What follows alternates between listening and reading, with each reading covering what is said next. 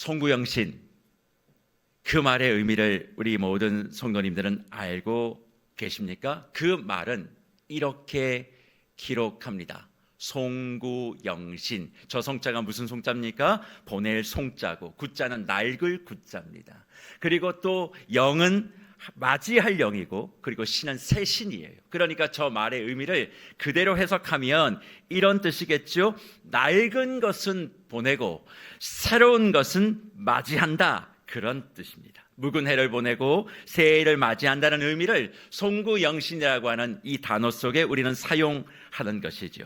낡은 것들, 묵은 것들의 끝을 구하고 새로운 것을 시작하는 마음으로 우리는 지금 모두가 다 송구영신 예배의 자리에 나와 있습니다. 그런데 저와 묵별, 샛별 여러분, 여러분에게 낡은 것, 묵은 것은 무엇입니까?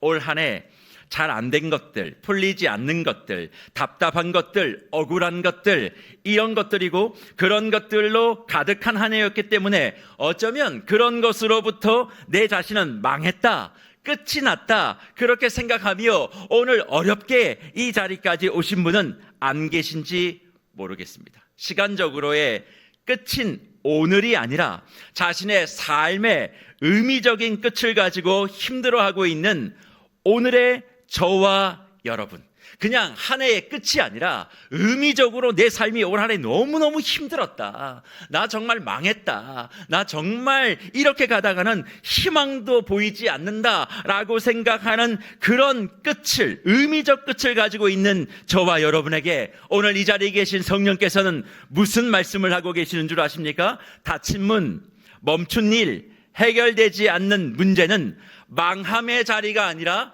새로운 일을 시작하는 출발점이라 말씀하고 있습니다. 어디서 이런 말씀을 하고 있을까요? 오늘 본문 나오미의 고백 속에서 성령은 우리에게 그 말씀을 확인시켜 줍니다. 나오미의 인생은 한마디로 말하면 절망입니다. 망함입니다. 살면 살수록, 호흡을 하면 할수록 더 나락으로 가는 인생이었습니다. 그런 그가 그 절망의 한가운데서 고백하는 말이, 보아스가 이 일을 성취하기 전에는 쉬지 아니할 것을 고백합니다. 보아스라고 하는 사람에 대한 기대가 아닙니다. 보이진 않지만 지금 나의 인생 전체를 책임지고 약속하시고 이끌어 가시는 그 하나님이 이룰 것에 대한 믿음의 선언이었습니다. 다시 말해 끝이 아닌 시작을 준비하는 하나님, 나와 같은 눈물의 인생을 희락의 호흡으로 바꾸실 것을 고백한 겁니다. 그러면 도대체 나오미의 절망과 암흑은 어떤 것이었을까? 먼저 살펴봐야 할 것은 개인적인 절망과 암흑이 아니라 시대적인 흑암과 망함입니다. 룻기 1장 1절을 보면 사사들이 치리하던 때에 그 땅에 흉년이 들었다, 그렇게 말씀하고 있습니다. 사사들이 치리한 시대는 한마디로 얘기하면 사사기 21장 25절에 이 말씀인 거죠. 그때에 이스라엘에 왕이 없으므로 사람이 각기 자기의 소견에 옳은 대로 행하였다, 그렇게 얘기합니다. 각기 자기의 소견대로 옳은 대로 행하여 나타난 결과가 무엇입니까? 신앙도 가정도 공동체도 다 흉년이 들 수밖에 없는 시대였습니다. 그런데 그 시대의 결과가 무엇이었습니까? 흉년을 피해 모압으로 엘리멜렉 가족이 이사를 하는데 남편이 죽습니다. 그리고 두 아들이 죽습니다. 한 가문이 끝나버린 것 같은 절망 앞에 나오미가 서게 되는 거죠. 그래서 나오미가 스스로를 뭐라고 부릅니까? 마라라 부르미요. 룻기 1장 20절과 21절에서 전능자가 나를 괴롭게 하셨다라고 말하며 자기 인생 이제 망했다고 선언하는 것입니다. 그런데 마라와 같은 저와 여러분, 나오미의 절망의 문 옆에 소망의 문고리를 주님이 두시는데 그가 누구입니까? 룻입니다. 모압 여인이고 남편이 죽었으니 홀로 된 부정한 여인이며 가난하여 오늘 당장 죽어도 이상할 것이 없는 바로 그 여인을 통해 하나님은 망한 가문과 어두워진 시대를 역으로 살리고 밝히시는 일을 시작합니다. 왜 그렇습니까? 룻을 통해 다윗의 길이 시작되고 그 다윗의 계보를 통해 그리스도 예수가 오시는 길이 예비된 것입니다. 그래서 보십시오. 나오미 스스로 말하라 부르라고 하며 자신의 인생의 망함을 고통으로 받아내고 있는 이 여인이 오늘 본문에서 무엇이라고 말합니까? 룻이 보아스에게 기업 물음, 곧 고엘, 무슨 말입니까? 되찾다, 구속하다는 의미 아닙니까? 가족의 혈족의 책임을 따라 잃어버린 것을 회복시키고 구속시키는 책임을 의미하는 말이 고엘인데, 이 말은 레위기 25장 25절과 민수기 35장 12절 이하의 말씀을 통해 하나님의 언약, 곧 가문과 땅에 대한 보존을 행하는 일은 너무나 중요한 일이며, 이것은 그 이후에 하나님 스스로도 자기를 뭐라고 부르시는 줄 아십니까? 이사야 41장 11절에 가알의 하나님이라고 부릅니다. 이 가알이 고엘과 같은 말이에요. 그러니까 죄의 속량을 잃어버린 하나님의 백성을 죄로부터 속량하시는 자가 바로 하나님 스스로임을 이야기하며, 기업의 회복에서 하나님의 백성의 죄의 사함의 문제까지, 이 세상을 얽어매고 있는 사망의 권세에 묶여 있는 세상을 하나님 나라의 원형으로 회복하는 바로 그 모습을 그리스도 예수 안에서 보여주신 것입니다. 그런데 그 고엘의 그림자 보아스가 한 것이 무엇입니까? 다른 것이 아니라 성실함과 사랑이었어요. 율법의 절차에 맞추어 룻과 엘리멜렉의 가문의 회복을 위해 기꺼이, 그리고 지나칠 정도의 성실과 사랑을 가지고 그 책임을 감당합니다. 본인이 하지 않아도 사실 아무런 문제가 없지만 보아스는 그것을 감당하고 짊어집니다. 누구처럼이요? 그리스도 예수가 인간의 모습으로 오셔서 십자가를 진 것처럼 합니다. 그리고 이런 보아스의 쉬지 않고 그 일을 이루기 위한 희생과 사랑의 결과로 룻을 통과하여 오벳이, 그리고 이새가, 그리고 다윗이, 그리고 마태복음 1장의 그리스도 예수 곧 왕의 계보가 완성된 것이죠. 그러니 보십시오. 룻기는 사사시대의 절망과 한숨과 망함의 끝판왕이 아니라 왕정시대의 새문을 열었고 메시아 시대의 서막을 이루는 축복이었습니다. 그러기에 나오미의 고백, 이 사건이 어떻게 될지 알기까지 앉아 있으라, 그 사람이 오늘 이 일을 성취하기 전에는 쉬지 아니하리라 라고 하는 고백은 그냥 막연한 기대와 기다림이 아니라 하나님이 이것을 반드시 하실 것에 대한 아무것도 없는 상태라 해도 영원한 믿음의 눈을 뜨고 쉬지 않고 사랑으로 일하고 계시는 그 하나님을 향한 열렬한 신뢰를 가지고 내가 앉아 기다리겠다고 하는 고백인 것입니다. 저는 송구영신의 이 자리가 나오미의 고백이 저와 여러분의 마음과 입술 가운데서 선언되는 시간이기를 주의 이름으로 축복합니다. 현실의 눈으로 보면 우린 이미 다 망했어요. 실제적인 눈으로 바라보면 시간이 가면 갈수록, 세월이 가면 갈수록 더 좋은 일이 내 삶 가운데 일어날 수 있는 확률이 그렇게 커 보이지 않습니다. 많이 기대하고 있지만 실질적으로 내가 살아가고 있는 이 삶의 여건들을 한번 돌아보십시오. 얼마나 더 좋은 일이 저와 여러분의 삶 가운데 일어날 것이라고 생각하십니까? 오히려 더 암울하고 암담합니다. 차라리 나이라도 젊을 때는 힘이라도 있으니까 젊음으로 뭔가 버텨본다고 하지만 이제 한 해, 두 해 예전 같지 않습니다. 상황과 여건이 내가 원하고 뜻하는 대로 되면 세상 살만하지요. 남의 지갑에서 돈 꺼내오는 것 쉽지 않습니다. 점점 더 환경은 어려워지고 있는데, 그러니 현실의 눈으로 보면 우리는 희망조차 없는 시간들을 보내고 있어요. 시대는 어둡고 선한 자들은 더 고통 속에 빠져들어갑니다. 모두가 다 제 살 길 찾기에 바쁘며 신앙을 가지고 있는 이들조차도 그 믿음이 정말 내게 존재하는지 의심할 정도로 삶의 현장에서 휘청휘청거리고 있습니다. 말씀을 각기 소견에 옳은 대로 해석하며 교회마다 사역마다 자기의 의가 충만합니다. 교회가 사랑과 이해와 용기보다 기복과 성공과 자기 인정에 경쟁하듯 내몰려 있습니다. 위로의 말씀을 통해서보다 사람을 통해서 그 위로를 받으려고 합니다. 그게 채워지지 않으면 어느 순간 교회를 공격하는 날카로운 칼이 되어 있습니다. 자신의 영혼을 수술하는 그 말씀의 칼을 가로채서 생명을 살리는 칼을 누군가를 죽이는 칼로 바꾸어 사용하게 되는 그 비극이 신앙 공동체에 자주 일어나니 기댈 곳이 없는 거예요. 교회는 분명히 이 시대의 희망으로 하나님이 두셨는데 이 시대의 어둠을 피할 곳이 되지 못하는 답답함이 있습니다. 하지만 그 속에서도 하나님은 일하고 계시고 끝이 아니라 새로운 시작을 나오미와 같은 저와 이 교회와 무별과 샛별을 통해 하시겠다 말씀하고 계시는 거죠. 나의 끝자락에서, 나의 닫힌 이 상황에서 일하고 계시고 새로움을 창조하시며 더 멋진 결과를 대단한 사람이 아니라 나를 통해 하겠다고, 너의 가정을 통해 하시겠다고, 이 교회를 통해 하시겠다고 하는 그분의 모습을 믿음의 눈과 영의 호흡으로 우리는 바라보고 계십니까?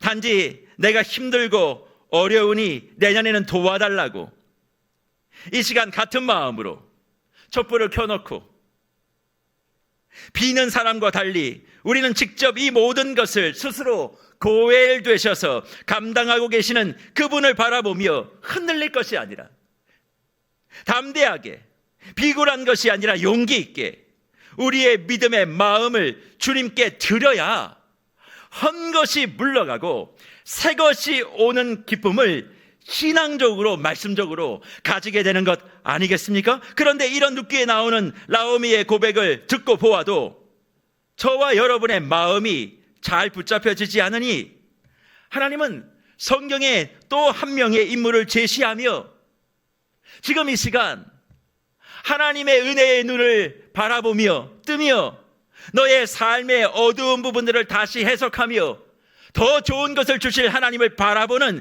그 믿음의 눈을 가지며 새해를 소망하라 말씀하시는데 그 사람이 누구입니까? 사도 바울입니다. 사울이었을 때 그리스도 예수를 그렇게 저주하고 예수 믿는 사람들만 골라서 그렇게 괴롭히고 받게 한 핵심 인물인 그가 예수를 다메섹으로 가는 도상에서 만나 완전히 삶이 뒤집어집니다. 박해자에서 이제는 증거자로, 교회 저주자에서 교회를 세우고 지키는 보안관의 역할을 감당합니다. 그러면 이 사람에게 하늘의 복이 쏟아져야 될 것 같은데 그렇잖아요. 완전히 회심해서 자신의 삶이 뒤집어졌고 이제는 예수 그리스도를 위하여 자신의 모든 것을 다 던지고 있는 그 사도 바울에게 말할 수 없는 하늘의 복과 이 땅의 복이 다 쏟아 부어져야만 할 것 같은데 성경은 무엇이라고 얘기합니까? 바울이 그토록 소망한 것도 이루어지지 않았다 말씀하고 있습니다. 바울이 소망한 게 많았어요.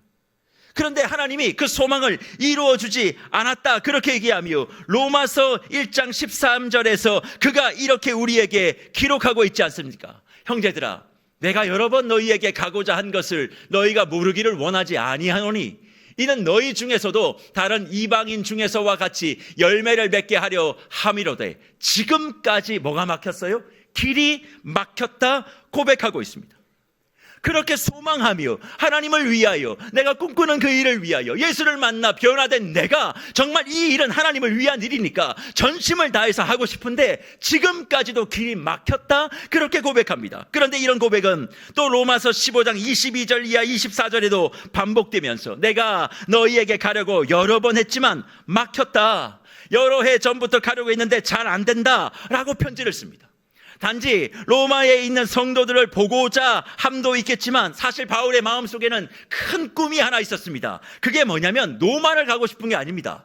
로마를 통과하여 바울이 가고 싶은 땅이 있었어요. 그 땅이 어디입니까? 서버나입니다. 서버나는 지금으로 얘기하면 스페인을 이야기하는 거예요.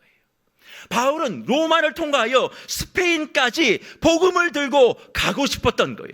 그런데 그 스페인을 가려면 로마를 통과해야 되는데 여러 번 시도를 해도 몇 년을 거쳐서 소망을 해도 기대를 하고 뚫으려고 해도 그 길이 열려 막혔다 그렇게 얘기합니다. 그러면 묵별 여러분, 왜 바울은 그렇게 스페인을 가고 싶었을까요? 바울의 시대에 땅끝을 사람들은 스페인이라고 생각했습니다. 그러니까 예수님께서 승천하시며 땅끝까지 이르러 내 증인이 되라고 하시는 그 말씀은 바울이 이루기 위해서는 어디를 가야 되는 거예요? 그 당시는 스페인을 가야 되는 겁니다. 그런데 스페인을 가기 위해서는 로마를 들어가야 했는데 이게 자꾸 막히는 거예요. 자신을 위한 일도 아닙니다. 주를 위해, 교회를 위해, 복음을 위해 내 모든 것을 다 드리겠노라고 그렇게 꿈을 꾸고 수년을 애를 쓰고 해도 아무런 결과가 이루어지지 않습니다. 하나님의 명령을 따라하려고 자신의 모든 것을 던져도 안 됩니다. 못합니다. 모든 계획이 다 수포로 돌아갑니까? 얼마나 답답했겠습니까? 세상적인 목적도 아니고 말씀하신 대로 하고자 함도 아닌데 안 되고 막히니 얼마나 절망스러웠겠습니까? 그런데 그런 바울이 로마를 가게 됩니까? 안 가게 됩니까? 가게 됩니다. 가고 싶을 땐 못 가고 가긴 가요. 그런데 어떤 모습으로 갑니까? 사도행전 25장 11절에 바울이 로마 황제에게 상소하는 것이 기록되어 있는데 결국 그때의 바울의 상태가 뭐냐? 죄수의 신분이라고 자기가 밝힙니다. 사도행전 21장 1절에 성경이 이렇게 이야기하는 것 아니겠습니까? 뭐라고 얘기합니까? 우리가 배를 타고 이달리아에 가기로 작정되매 바울과 다른 죄수 몇 사람을 아그스토대의 백부장 율리오라는 사람에게 맡겼다, 그렇게 말씀하고 있습니다. 땅끝까지 복음을 전하기 위해서 로마로 가고자 할 때 내가 힘이 넘치고 내가 능력이 넘치고 내보는 신분이 자유로워서 그렇게 더 많은 일을 할 수 있을 것 같은 그때는 다 막으시고 열어는 주시는데 신분이 뭐라고요? 죄수입니다. 죄수. 이해가 되시고 납득이 되시나요?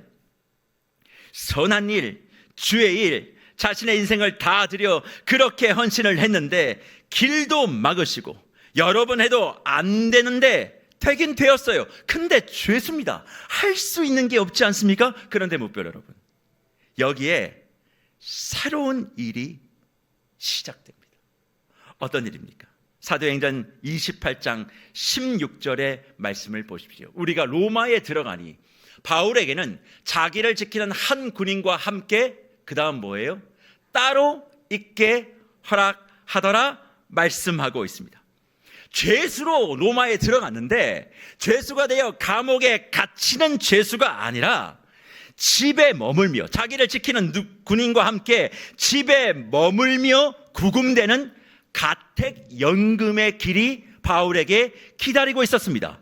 그래서 거기서 무엇을 합니까? 사도행전 28장 30절 이하 31절 바울이 이것을 했다고 이야기해요. 바울이 온 이태를 자기 셋집에 머물면서 자기에게 오는 사람들을 다 영접하고 하나님의 나라를 전파하며 주 예수 그리스도에 관한 모든 것을 담대하게 거침없이 뭐 했다고요? 가르쳤다, 그렇게 말씀합니다. 이것이 사도행전의 마지막 마무리예요. 우리는 31절을 생각하며 그렇지, 때를 얻든지 못 얻든지 간에 하나님 나라를 전파하고 예수에 관해서 모든 것을 담대하게 거침없이 가르쳐야 된다, 거침없는 믿음에 대하여 우리가 몇 년 전에 나눈 적이 있습니다. 그러나 오늘 성령연신 예배에 주님은 31절이 아니라 30절을 보라고 이야기하는 거예요. 30절의 말씀의 핵심이 뭡니까? 바울이 자기 셋집에 머물면서 자기에게 온 사람들을 다 영접했답니다. 지금 바울이 있었던 그 집이 어떤 집입니까? 셋집이라고 얘기합니다. 무별 여러분, 이 셋집이 어떤 집인 줄 혹시 알고 계십니까? 이게 헬라어 말로는 미스도마라고 하는 말입니다. 이게 무슨 말이냐? 임대해서 세 내는 집이에요. 월세 살았다는 얘기입니다. 아니 목사님, 로마 시대에도 월세가 있었습니까? 네, 로마 시대도 월세가 있었습니다. 이걸 이해하려면 로마 시대의 주택의 거래가 어떻게 이루어졌는지를 잘 알면 됩니다. 그 당시에 로마 주택은 두 가지의 분류가 있었어요. 돈 많은 사람들은요, 단독주택에 삽니다. 정원 있고 앞들이 있고 이렇게 영화에 나오는 그런 집 있죠. 그거는 단독주택입니다. 그런데 지금 바울이 살고 있는 그 당시에 로마의 사람들의 90% 이상이 살았던 집이 뭐냐? 인슐라라고 하는 집입니다. 이건 뭐냐면 1층과 2층은 주로 상점이고요, 3층부터 4층, 5층, 6층은 그냥 이렇게 연립주택처럼 되어 있는 아파트의 형태를 갖고 있는 집을 이야기합니다. 그러니까 지금으로 얘기하면 상가형 빌라 이렇게 생각하시면 되겠어요. 그 집에 바울이 뭐 했어요? 자기가 월세를 내며 살았는데 수많은 사람들을 다 영접하고 거기서 하나님의 말씀을 강론하고 거침없이 담대하게 하나님의 복음과 예수에 대하여 가르쳤다. 그렇게 사도행전이 이야기하고 있다는 겁니다. 사실 죄수인데 이게 가능한 일입니까? 그런데 가르치지만 않았어요. 그 시간 바울이 또 무엇을 한 줄 아십니까? 성령의 감동하심을 따라 바울 서신이라고 부르는, 바울 서신이 여러 가지 있습니다만 그 가운데 에베소서, 빌립보서, 골로새서, 빌레몬서 4개의 서신을 기록합니다.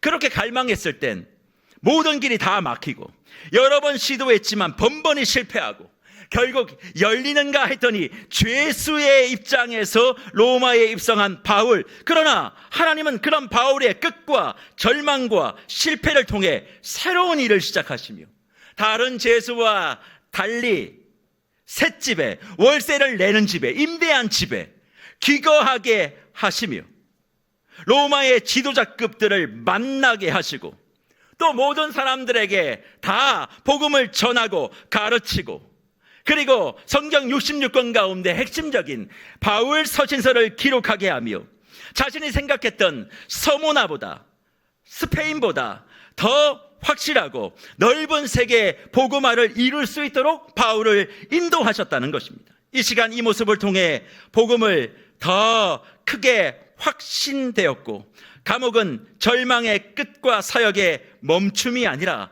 새로운 출발점으로 주님은 각색하여 바울을 만지셨습니다. 그렇다면 바울의 하나님이 바로 저와 여러분의 하나님 아닌가요? 지금 내가 소망하고 내가 바라는 그 일들이 되지 않습니다. 내가 생각할 땐 지금의 타이밍이 정확한데 이 길이 열리지 않아서 너무 고통스러운 거예요. 그리고 열린 것 같아서 따라가 보는데 이게 꼴이 말이 아닙니다. 더 좋은 기회는 다 놓친 것 같아요. 무엇을 할 수 있을까? 로마에 들어가긴 들어갔는데 죄수의 몸을 입고 들어갔던 바울도 그런 마음 아니겠습니까? 그런데 그 자리에 하나님은 무엇을 준비하고 계셨어요? 셋집에서 따로 살게 하며 바울 서신을 기록하고 수많은 사람들을 만나게 하며 하나님의 복음이 땅끝까지 증거되어질 수 있는 그런 초석을 만들 수 있는 자리에 바울을 올려두심을 우리에게 말씀하시며 저와 여러분에게도 내가 바울의 하나님인 것처럼 너의 하나님이야. 너의 삶도 동일하게 내가 지키고 역사하고 사랑하고 나의 성실감으로 너의 인생 하나 호흡 하나 만지고 있다 말씀하고 있는 그 음성이 들리십니까? 그래서 묵별 여러분, 라오미가 가만히 앉아 있으라고 하는 그 고백은 패배적 체념이 아닙니다. 믿음의 정지를 선언하는 것도 아닙니다. 너무 힘들고 어려우니까 몰라 될 대로 돼. 뭐 하나님만 하시면 하시겠지. 이렇게 푸념하는 고백이 아니라 하나님은 반드시 내 인생을 책임지시고 나를 지키시고 나를 만져가시고 내가 망하고 있는 그 일들도 하나님은 기가 막힌 방법으로 나를 위하여 새 일을 열어갈 것을 믿는 신앙의 고백을 나오미가 앉아 주님 앞에 고백하고 있음을 믿음의 눈으로 바라보시는 저와 여러분들 되시기를 축복합니다. 내가 원하고 기도하는 것 오래 안 되었다고, 몇 년이 지나도 안 된다고, 그러니 앞으로 몇 년이 더 가도 안 될 것이라고, 결국 올해도 망했다고, 열심히 하면 뭐하냐고, 되는 거 하나 없는데 역시 나이네 라고 이야기하며 1년 52주 주일 예배는 한 번도 빠지지 않았지만 늘 시간의 병목점에서 어떤 기대도 없이 역시나 이렇지, 막연한 체념으로 송구영심의 예배에 나와 하나님 올해 망했으니까 망한 거 다시 지우고 새로운 은혜를 주십시오. 새롭게 시작하겠습니다. 내가 새로운 하나님의 복을 원합니다. 이걸 하나님이 원하지 않는다는 거예요. 올해의 모든 막힘과 다침도 주님의 일하심, 로마와 스페인 정도를 생각한 바울이 세계 복음화의 초석이 되도록 길을 여셨던 그 하나님을 경험했듯, 그리고 모든 것이 다 죽고 망하고 파괴되어도 자기 몸 하나 건사할 수 없었던 나오미가 사사시대를 종식하고 왕정시대를 열며 새로운 메시아의 도래를 준비했던 은혜의 마중물이 되었듯, 저와 여러분도 이 시대에 바울과 나오미로 주님이 인정하시고 사용하시는 줄 믿고 성구영신의 이 시간, 이 말씀으로 지나온 한 해를 돌아보며 말하라 고백하지 말고, 되는 것 하나 없다 푸념하지도 말고, 어쩜 내 인생은 이렇게 안 풀리는 것입니까? 주님 앞에 원망하지 말고 올해도 일하시고 성실하게 나의 가정을, 나 자신을, 그리고 나의 교회와 나의 삶의 터전을, 자녀의 모든 인생을, 그리고 이 지역을, 이 나라를 지켜주신 주님을 바라보며 내년을 믿음의 기다림으로, 믿음의 기적으로 바라보는 저와 여러분들이 되시기를 주의 이름으로 축복합니다. 하나님은 쉬지 않으십니다. 이게 우리에게 주는 도전이 무엇입니까? 우리의 조급함을 내려놓고 그분을 신뢰할 수 있다는 말이에요. 왜냐하면 우리 하나님은 살아계시기에 지금도 우리를 위해 일하시고 계시고 보지 못해도 하나님의 뜻을 이루시고 성취하고 계시기 때문에 그렇습니다. 내가 멈춘 바로 그 시간, 그 자리에 주님은 멈추지 않으셨고 그 다음을 준비하고 계시며 저와 여러분을 이끄신다면 지금까지 저와 여러분의 인생이 정말 원망스럽고 어렵고 받아낼 수 없어 늘 내 믿음이 자금을 탓할 것이 아니라, 내가 목적한 그것을 이루기 위한 믿음이 아니라 하나님의 일하심을 믿는 믿음으로 나의 지나왔던 모든 여정을, 오늘 걸어왔던 모든 걸음 발자국을, 내가 올 한 해 경험했던, 기대했던 일, 기대하지 못했던 일, 그것이 어떤 일이라 할지라도 그것을 바라보는 시선을 현실 시선이 아니라 영적 시선으로 바꾸는 오늘 이 자리가 될 때 저와 여러분에게 2026년은 의미 있고 하나님이 더 원하시고 멋진 그런 새해가 열려지는 것이지, 이런 믿음 없이 올해 모르겠습니다, 내년만 잘 되게 해주십시오, 그렇게 얘기하면 내년도 똑같을 거라는. 우리가 왜 세월이 지나가면서 나이만 먹지 성숙하지 못하느냐? 이런 믿음이 없기 때문에 그래요. 이런 신앙의 이해가 없기 때문에 그런 것입니다. 인간적인 끝이라 생각될 때 하나님의 시작이라고 생각을 바꾸고, 문제의 끝이라 바라볼 때 하나님의 새로운 계획이다 고백하며, 나의 한계에 직면하여 탈진되고 무기력할 때 하나님의 역사가 이루어지고 있다는 징조로 받고, 막힌 길, 막힌 담, 막힌 계획, 막힌 모든 나의 가정과 교회의 일들을 새롭게 열어가시는 그 하나님을 신뢰하며 그가 어떻게 하실지, 그 일을 이루기까지 나는 앉아 기다리겠다. 이 고백이 오늘 송구영신의 자리에 참여한 모든 주의 권속들에게 터져나오는 은혜가 충만하시기를 주의 이름으로 축복합니다. 그런 차원에서 뭇별 여러분, 그리고 함께한 샛별 여러분, 우리는 그리스도의 교회인 하나님의 백성이기에 끝을 바라보는 사람이 아니라 새로운 시작을 준비하시는 하나님의 손을 바라보는 사람들입니다. 내가 망한 것을 주목하는 것이 아니라 그 망함을 기대와 소망의 기적으로 바꾸어 가시는 하나님의 일하심을 바라보는 사람들이에요. 그러니 동일한 것을 봐도 우리는 하나님의 시각과 하나님의 손길과 하나님의 일하심을 바라보며 거기에 희망과 소망을 거는 사람들입니다. 이게 믿음이에요.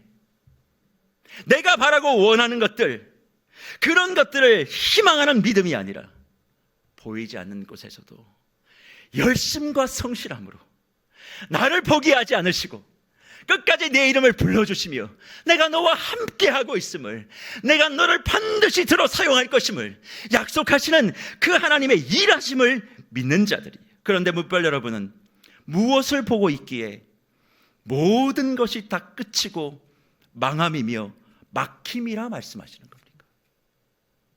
문제와 시대와 세상과 내 상황에 대한 끝이 아니라 하나님의 일하시는 손끝을 바라보십시오. 올 한 해 내가 일어났던 그 일들에 주목하지 마시고 그 일들 속에 하나님이 어떻게 호흡하시고 어떻게 내 가정과 자녀를 이끌어가고 계시는지에 대한 하나님의 일하심을 바라보면 여러분의 단식이 어느 순간 기적을 향한 속삭임이 되지 않겠습니까? 나의 망함 속에서 하나님의 망원경을 다시 보십시오. 나의 사업과 자녀와 가정의 막힘 속에서 하나님의 기적의 막후가 지금 내 인생에 이 교회에 이루어지고 있음을 바라보며 성구영신의 자리에 있으시기를 주의 이름으로 축복합니다. 그러기에 이 시간은 한 해를 마무리하는 시간이 아니라 하나님이 준비하신 새로운 기적의 문 앞에 서 있는 것입니다. 끝이 새로움이 시작되는 기적, 망함에서 복됨으로 바뀌어지는 기적이 시작되는 이 시간, 하나님이 쉬지 않으시는 한 저와 여러분의 삶도 멈추어지지 않을 것을 믿고 그분이 성취하실 그 모든 일과 은혜의 흐름 속에 저와 여러분의 삶을 온전히 의탁하는 복이 가득하시기를 주의 이름으로 축복합니다.